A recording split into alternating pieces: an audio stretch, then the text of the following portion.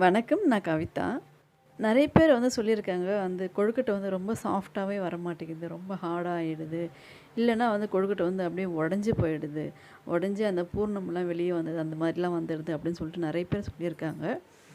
இப்போ இந்த வீடியோல நம்ம கொழுக்கட்டை ரொம்ப சாஃப்ட்டாவும், அதே சமயத்தில உடையாம அழகா நம்ம பண்ண போறோம். அது எப்படிங்கிறத தான் இந்த வீடியோல பார்க்க போறோம். உங்களுக்கு டைம் இருந்தா இந்த வீடியோ முழுசா பாருங்க. எங்க வீடியோ உங்களுக்கு பிடிச்சிருந்தா சப்ஸ்கிரைப் பண்ணுங்க.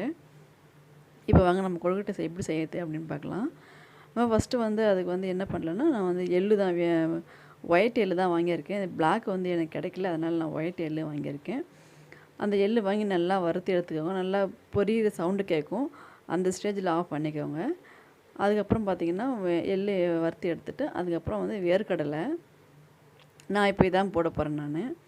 வேர்க்கடலையே போட்டு அதையும் நல்லா வறுத்து எடுத்துக்கோங்க. வறுத்து எடுத்துட்டு அதை தோலை க்ளீன் பண்ணி ஆற வச்சுட்டு, அதுக்கப்புறம் நம்ம மிக்ஸியில் போட போகிறோம். இப்போ இதுதான் நான் பூரணம் பண்ண போகிறேன். வேர்க்கடலை, வெல்லம், அப்புறம் எள்ளு. இதுதான் நான் இன்றைக்கி பூரணம் பண்ண போகிறோம். அதை அதுக்கப்புறம் அதை வறுத்து வச்சுட்டோமா, அதை ஓரமாக வச்சுட்டு, அதுக்கப்புறம் மாவு பச்சரிசி மாவு நான் அதில் 3 கப்பு எடுத்திருக்கேன். உங்களுக்கு எவ்வளோ தேவையோ அதுக்கு தகுந்த மாதிரி நீங்கள் எடுத்துக்கோங்க. இது கடை மாவாகவும் இருக்கலாம், இல்லை வீட்டில் அரைச்ச மாவாகவும் இருக்கலாம். நான் வீட்டில் அரைச்சது தான். நல்லா அந்த மாவை வறுத்து எடுத்துக்கோங்க. ஆனால் அடி பிடிக்கக்கூடாது, கலர் மாறக்கூடாது. அந்த மாதிரி வறுத்து எடுத்துக்கோங்க. பக்கத்துலேயே பாருங்கள் தண்ணி வச்சுருக்கேன் பாருங்கள். தண்ணி நல்லா கொதிக்கணும். அந்த மாதிரி பார்த்துக்கோங்க. பக்கத்தில் மாவு பாருங்கள், தண்ணி கொதிக்குது பாருங்கள். அந்த மாதிரி இருக்கணும். ஒரு பக்கத்தில் மாவு நான் வறுத்து வச்சுட்டு, இன்னொரு பக்கம் தண்ணி கொதிச்சுன்னு இருக்கு. அதுக்கு தேவையான அளவு உப்பு போட்டுக்கலாம். உப்பு போட்டு நல்லா மிக்ஸ் பண்ணிவிடுங்க. அந்த மாவில் தேவையான அளவு சுடுதண்ணி கொஞ்சம் கொஞ்சமாக ஊற்றி நல்லா தண்ணி கொதிக்கணும். கொதிக்கிற அளவுக்கு கை வைக்காதீங்க, ரொம்ப சூடாக இருக்கும். ஏன்னா மாவும் சூடு, தண்ணியும் சூடு. அதனால் கை வைக்க வேண்டாம். கரண்டிலே அப்படியே பிசைஞ்சினே இருங்க. கொஞ்சம் ஆறுனதுக்கு அப்புறமா கையை வச்சு பாருங்கள். ஏன்னா கரண்டிலே பிசைஞ்சோம்னா அப்போ நமக்கு தண்ணியோட பதம் தெரியாது நமக்கு. அதனால் கொஞ்சம் நல்லா மிக்ஸ் பண்ணிவிட்டு, கொஞ்சம் ஆறுனதுக்கப்புறமா கை விட்டு பிசைஞ்சா தான் நம்மளுக்கு பதம் தெரியும் நமக்கு. கொஞ்சம் ஆறுனதுக்கப்புறமா நல்லா கை வச்சு நல்லா பிசைஞ்சுக்கோங்க. நீங்கள் எந்த அளவுக்கு நீங்கள் சாஃப்டாக பிசைறீங்களோ அந்த அளவுக்கு உங்களுக்கு சாஃப்டாக கொழுக்கட்டை வரும். அது கையில் கொஞ்சம் எண்ணெயோ இல்லை நெய்யோ ஏதாவது எதுவும் தடவிட்டு நீங்கள் பிசைஞ்சிங்க அப்படின்னா சுத்தமாக கையிலேயே ஒட்டாது, ரொம்ப சாஃப்டாக இருக்கும். பாருங்கள், சப்பாத்தி மாவு மாதிரி நல்லா ஃபுல்லாக பிசைஞ்சு எடுத்துருங்க. எவ்வளோ பிசைறீங்களோ அந்தளவுக்கு நமக்கு சாஃப்டாக வரும் கொழுக்கட்டை. நீங்கள் பாருங்கள், கையிலே ஒட்டவே இல்லை பாருங்கள். அதுதான் உங்களுக்கு நல்ல பதம் உங்களுக்கு. அது பிசைஞ்சு வச்சுட்டு அப்புறம் பாருங்கள், எள்ளு நான் மிக்சியில் பொடி பண்ணி ரொம்பலாம் மையெல்லாம் அரைக்கல, சும்மா 1 2 அரைச்சி வச்சுருக்கேன். அதுக்கப்புறம் வேர்க்கடலை க்ளீன் பண்ணி வச்சுருக்கேன். அதையும் போட்டு மிக்சியில் போட்டு 1 2 பொரித்து வச்சுட்டேன். அதுக்கப்புறம் வெல்லம் நசுக்கி வச்சுருக்கேன். வெல்லம் கொஞ்சம் நிறையவே போடுவேன் நான், ஏன்னா இனிப்பு கொஞ்சம் நல்லா சாப்பிடுவாங்கன்றதுக்காக. எங்கள் வீட்டில் கொழுக்கட்டைனா நல்லா சாப்பிடுவாங்க. ஸ்ரீராமும் சரி, ஸ்ரீவர்ஷன், எங்கள் வீட்டுக்காரரும் சரி, நானும் எல்லாருமே நல்லா விரும்பி சாப்பிடுவோம் கொழுக்கட்டையை. அதனால் வெல்லமும் நிறைய போட்டு ரெடி ஆகிடுச்சு. இது தான் பூர்ணம் ரெடி பண்ணி வச்சாச்சு ஒரு பக்கத்தில்.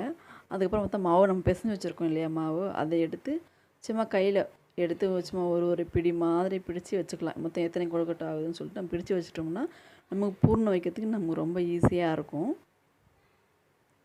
மொத்தமாக எடுத்து அந்த மாதிரி பிடிச்சி வச்சுட்டேன். அதுக்கப்புறம் பிடிச்சி வச்சுட்டு கையில் நெய்யோ இல்லை எண்ணெயோ தடவிக்கோங்க. நான் நெய் தான் தடவிட்டுருக்கேன். நெய் தடவிட்டு நல்லா அதை சாஃப்டாக நல்லா ரவுண்டாக பஞ்சு மாரி பண்ணிவிட்டு அதுக்குள்ளே பூர்ணம் வச்சு அப்படியே மூடிடுங்க. உங்களுக்கு எந்த ஷேப் வேணாலும் பண்ணிக்கலாம். நீங்கள் ரவுண்டு வேணாலும் பண்ணிக்கலாம், இல்லைனா இந்த சோமாஸ் பண்ணுறாங்க இல்லையா, அந்த மாதிரி சைஸில் பண்ணலாம். உங்களுக்கு எப்படி பிடிக்குதோ அந்த சைஸில் நீங்கள் பண்ணி வச்சுக்கலாம். அதுக்கப்புறம் பார்த்தீங்கன்னா, கொழுக்கட்டை வேக வைக்கிறதுக்கு பார்த்தீங்கன்னா ரொம்ப மொத்தமாக வேக வைக்காதீங்க. அது ஒன்றோட ஒன்று பிடிச்சிக்கும். அதனால் கொஞ்சம் கொஞ்சமாக வேக வைங்க. இப்போ நான் இதை 2 பேட்சாக தான் நான் வேக வைக்க போகிறேன். பாருங்கள், சுத்தமாக என் கையில் ஒட்டவே இல்லை பாருங்கள், எப்படி க்ளீனாக இருக்குது பாருங்கள். அது மாவு ஓரளவு வெந்துடுச்சு, ஏன்னா சுடு தண்ணி வறுத்தது.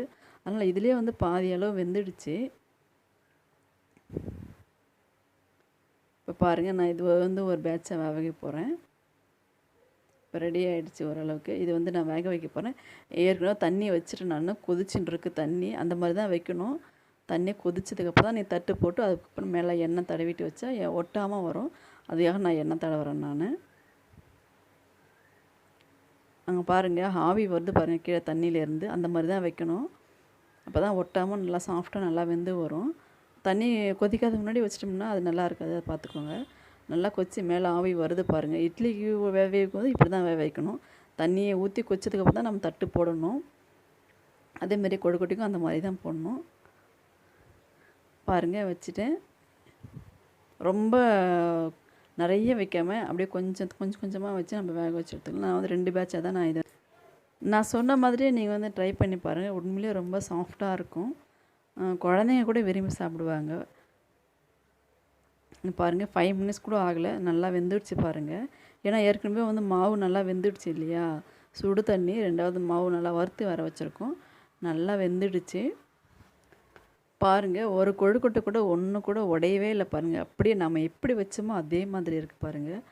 அப்படியே தொட்டு பார்த்திங்கன்னா அப்படியே தக்காளி பழம் மாதிரி இருக்கும். அப்படி அவ்வளோ சாஃப்டாக இருந்தது.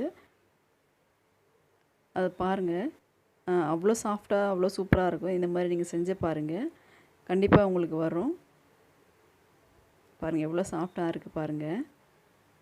குழந்தைங்க கூட விரும்பி சாப்பிடுவாங்க இந்த மாதிரி செஞ்சோம்னா. என் ஸ்ரீவர்ஷனே இது ரொம்ப பிடிக்கும் இந்த மாதிரி செய்கிறது. அவனுக்கு அவனே சாப்பிட்ருக்கான். இந்த வீடியோ வந்து உங்களுக்கு பிடிச்சிருந்தா சப்ஸ்கிரைப் பண்ணுங்கள். நன்றி, வணக்கம்.